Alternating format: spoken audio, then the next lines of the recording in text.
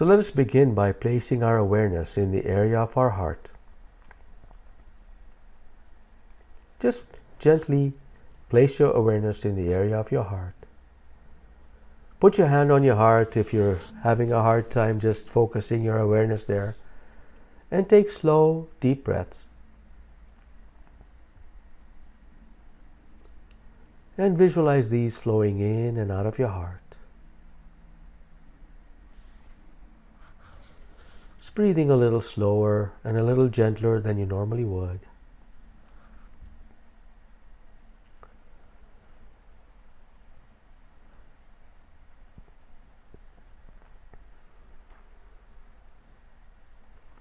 Slow, deep breaths.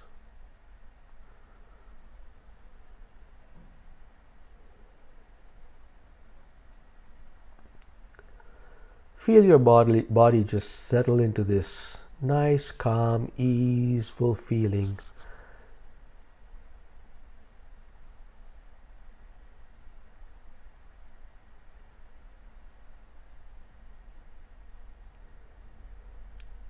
And the slower and deeper the breaths, the better it is for us. So be gentle on yourself. Slow, deep breaths. Visualize these flowing in and out of your heart.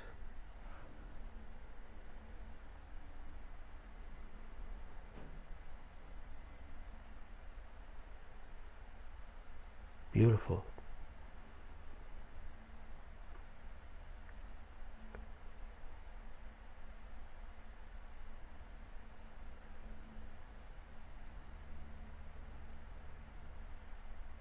Do not break the rhythm of your heart breath if there are thoughts that come to your mind that are going to try and jar you or kick you off your game. Just continue the slow, gentle breaths. Even if there are thoughts coming through in your head, just keep the rhythm going. Because everything is going to be A-OK.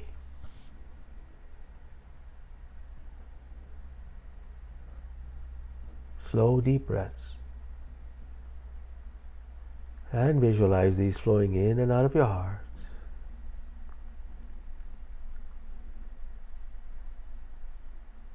There is nothing insurmountable. When you connect with the source, you are the creative force. And so create your reality by shaping your emotions, thereby reshaping your reality. Beautiful. Slow, deep breaths. Visualize these flowing in and out of your heart.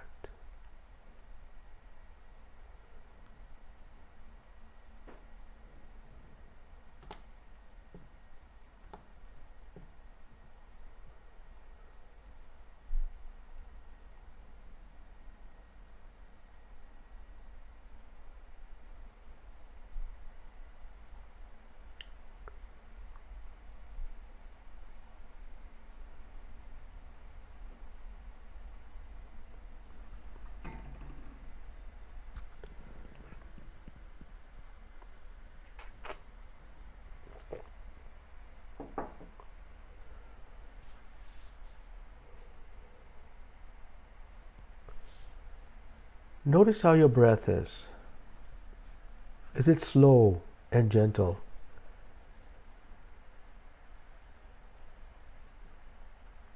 Does your body feel caressed with each breath you breathe in? And does it experience a gentle release with each breath you exhale? If you feel neutral, that's good. Slow, deep breaths. Visualize these flowing in and out of your heart. Breathing a little slower, a little gentler than you normally would.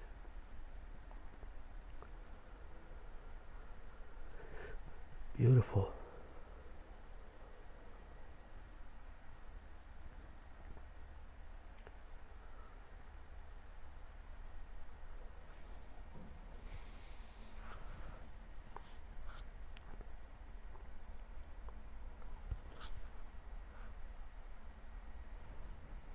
Wonderful. Thank you so much for sharing in this wonderful heart coherence exercise. Our next topic is titled The Art of Saying No. And what I'd like to do is ask you a question to begin with. Have you ever been in a situation where you've had to say yes, although you didn't want to say yes, that you felt obligated to say yes, but really you wanted to say no? So I would love to hear from you situations or instances that you don't mind sharing with those on the call right now, where you've had to say yes, or you felt obligated that you must say yes. For example, somebody asked you to help them move, but your back was hurting at the time, or you've got a bad back. And so you just didn't want to say no. You felt obliged to say yes. So what are some of those instances where you were saying no, where you wanted to say no? And today I want to show you how you can say no really without saying no. So Wendy, I see you said family. Yes, absolutely. That's a big one, right? Family. You really feel obliged to say yes. So is it possible to say yes and no at the same time? Absolutely. You can actually shape your statement, your statement saying, yes, I can do this, and say no at the same time by clearly establishing your boundaries. So one of the things that you can do is if somebody were to say to you, like for example, this weekend, I was not feeling well, but I had an obligation to my nephew, whose parents are not in town, for me to look after him and give him a ride. And so I was asked to do that, and I really wanted to say yes, but I knew I couldn't do it. So I established my boundaries and I said, look, I cannot do it, but I tell you what, I'll find somebody who can do it for you. And I phoned a friend of mine, and she went and picked my nephew up. So really what I did say was yes and no at the same time. And what we have to do is we have to practice this so that we don't get overburdened and feel like we're being taxed when we need to say no. Sometimes we need to say no more often than not. So Nancy, you gave us some statement here that says, with my daughter's former school to volunteer more than I really wanted to do or had time for. You know, a situation like this, Nancy, it's always an answer is yes, but here are my boundaries. So yes, I can volunteer from 6 p.m. to 9 p.m.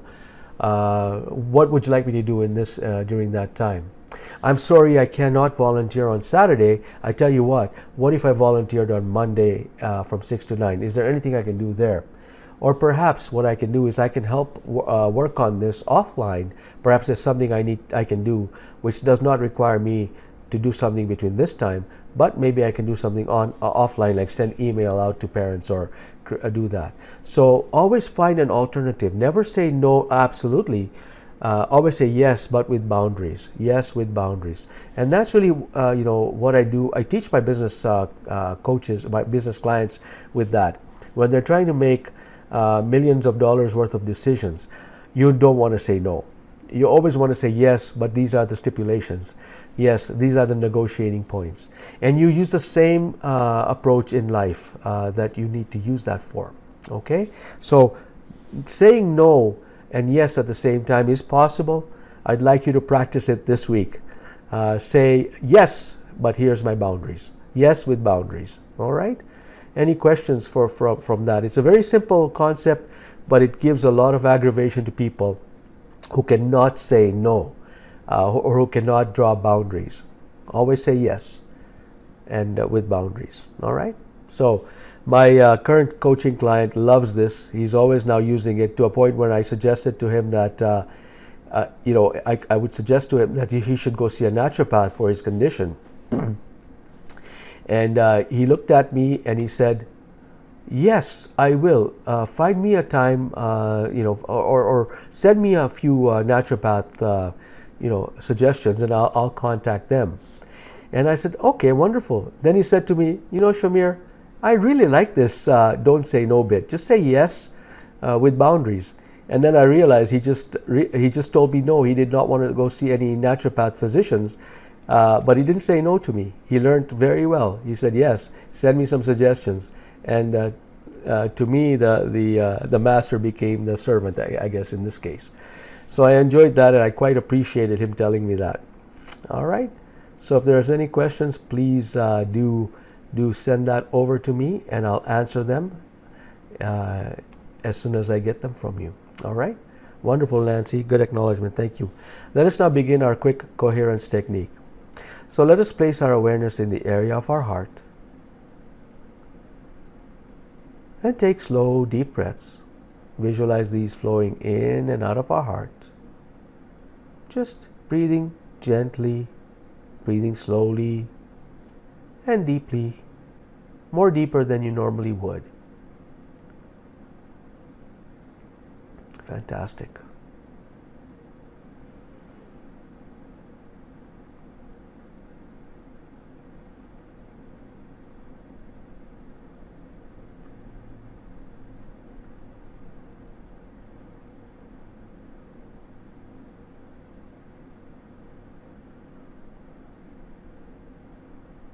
Beautiful.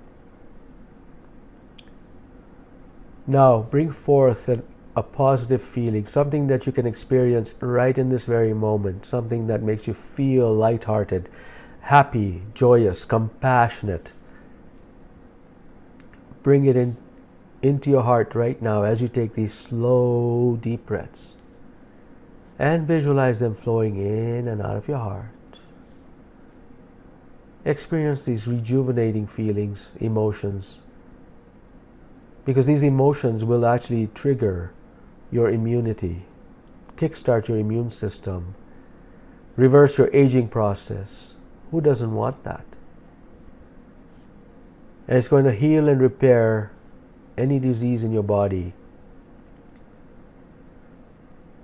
So put your body to task. Release the enzymes at will just by picking the emotion.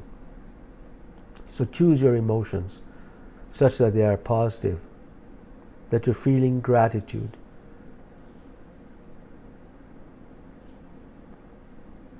And now fully experience this gratitude in your heart.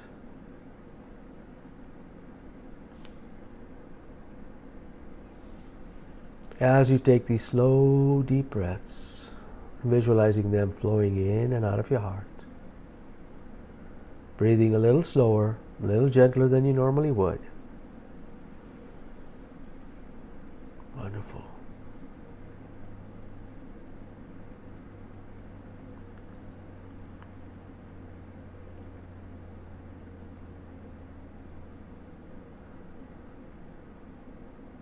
Beautiful.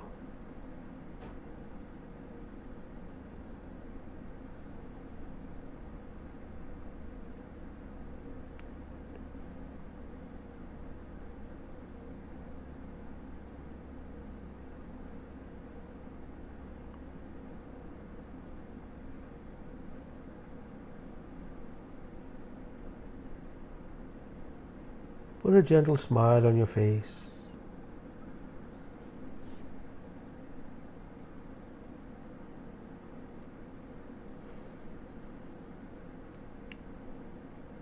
Visualize your heart having this huge smile. And visualize every cell in your body having this wonderful smile.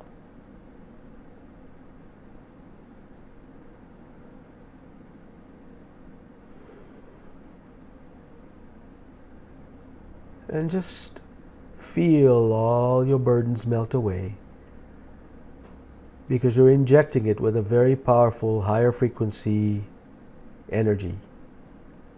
In this high frequency energy, nothing of lower frequency, anger, frustration, even diseases, it cannot survive. So you will begin to purge this with ease and with calm. Slow, deep breaths. Visualize these flowing in and out of your heart. Slow, deep breaths. And continue to experience this positive feeling of joy, of appreciation. And remember, your body does not know the difference, whether you're feeling joy because something's happening in front of you or whether you're imagining something happening in front of you. The body does not know the difference. It produces the enzymes that facilitates that emotion, regardless of whether it's really happening in three-dimensional mode or it's in your imagination. So why not choose right? Slow, deep breaths. Beautiful. Thank you so much for joining me for this 15 minutes. I want to thank you. Thank you very much for participating. I have a comment here from Susie. Susan, I'm going to read in a few seconds. But if you have to leave because it's already 15 minutes that I committed you to, please feel free to do so. If you have any questions, and I'm happy to respond to that. So type those in, and in the meantime, I have a comment from Susan I'd like to explore. So Susan writes, in a relationship, one agrees to social activities and task division that can feel overwhelming and exhausting to keep equilibrium in the relationship, but you feel resentful. That is exactly right, Susan. Thank you so much for that wonderful insight, because the whole idea about saying no with boundaries is to preserve your relationship with the other person. Why else would you do it? If you said no completely, then you would not have a good relationship with that person. But if you said no with boundaries, you have an opportunity to preserve that relationship and keep the doors open. And that's very much a tactic you have to use in everyday life, in relationships. And it's also not a really, it's also good policy to do with kids too. You know, somebody that I know is a very good parent who said to me, she said, you know, when my kids want to have a snack, what I do is I tell them, would you like a carrot or would you like an apple? The child feels like the child is making a choice, but really the choice is between two things that the parent doesn't care which one the child chooses. And so it is really, you know, candies are out of the question because you only gave them two choices. So that is how you do no with the boundary, and that preserves that relationship. And so very important insight, Susan. And you know what? We have to find ways to actually go into that relationship, say yes with boundaries. And when you say yes, it makes the other person felt acknowledged and heard. And so that is very important. So thank you for sharing with us that insight, Susan. Nancy, yes, this will be absolutely available for a replay. I'm sorry you didn't get the email for last week. I will check to see why that is the case. You're welcome, Joan. I don't see any other questions coming through. Are there any other questions? Would love to entertain anything. So yes, this is it's been a very useful discussion that I've had with all of you on this matter, because it helps preserve relationships. It helps preserve your own sanity, because once you do something for somebody that you really didn't want to do, but you didn't know how to say no, and as Susan points out, that really creates resentment, and that resentment actually breaks a relationship. So can you imagine saying yes can actually worsen the relationship than saying no with boundaries? And that's something I want you to take away from this, is that sometimes saying no with boundaries actually helps preserve relationships more than saying yes but resenting it later. All right? Oh, wonderful, Susan. Yes, you know what? Gentle steps, Susan. She writes, building courage. Yes, absolutely, Susan. Gentle steps, small steps, practice. Practice saying it. You've got the rest of your life to practice this. Let's begin today. All right? Joyce has a comment here. I would like to share a teaching from my conscious language training, and it is to say yes, and instead of but, as but cancels the previous statement. Sure, I think that's a very, very important distinction that you made.